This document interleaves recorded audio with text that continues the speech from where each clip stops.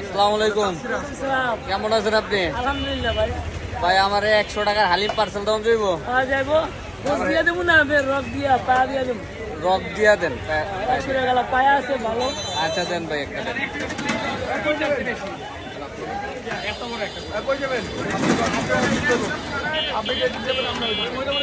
হানিফ ভাইয়ের কাছে আইসা করবেন সবাই, জোড়া ব্রিজের পাশেই মসজিদ মার্কেটের সামনে।